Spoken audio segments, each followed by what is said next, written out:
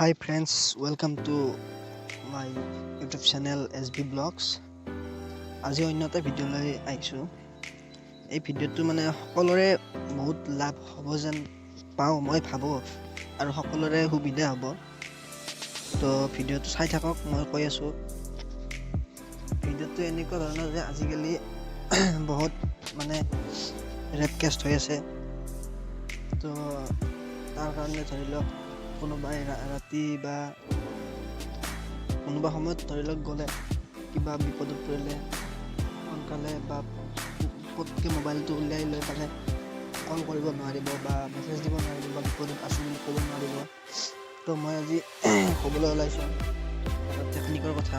এই যিটো টেকনিক যিটো ছেটিংছ সকলোৰে মোবাইলত আছে, সেইটো কেৱল এক্টিভেট কৰিব লাগে, তাৰপিছত কথা নাই আৰু। যে আপুনি ক'ৰবাত গৈছে, ক'ৰবাত বিপদত পৰিছে বা কিবা অসুবিধা হৈছে আপুনি মোবাইলৰ হয়তো আপোনাৰ মূৰ ঘূৰাইছে, কিবা হৈছে, আপুনি মোবাইল লক খুলিব পৰা নাই, কল কৰিব পৰা নাই, তো আপুনি মেছেজ এটা দিব পৰা নাই। তো তেনেকুৱা অৱস্থাত আপুনি এনেকুৱা এটা ছিষ্টেম আছে মোবাইলত, যিটো কৰি থাকিলে আপুনি কেৱল আপোনাৰ মোবাইলত যিটো লক বুটান আছে, বুটানটো তিনিবাৰ একেবাৰে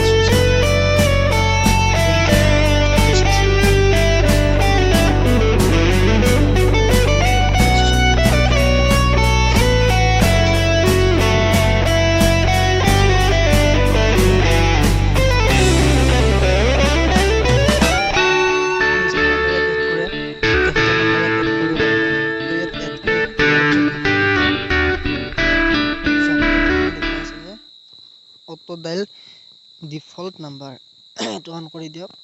তাৰপিছত কি আছে, ইয়াত বহুত কেইটা অপশ্যন আছে, চাই লওক। চাউণ্ড এলাৰ্ট বিফৰ ডাইলিং, এইটো যেতিয়া আপুনি এক্টিভেট কৰিব তেতিয়া আপোনাৰ তিনিবাৰ চাউণ্ড হ'ব। তাৰপিছত কি আছে, চেণ্ড SOS মেছেজ, আপোনাৰ ইয়াতে মেছেজ এটা আছে, এইটো অন কৰি দিয়ক। চেণ্ড পিকচাৰ অফ চাৰাউণ্ডিংছ, এইটো অন কৰি দিয়ক। Recording send 5 seconds audio' recording,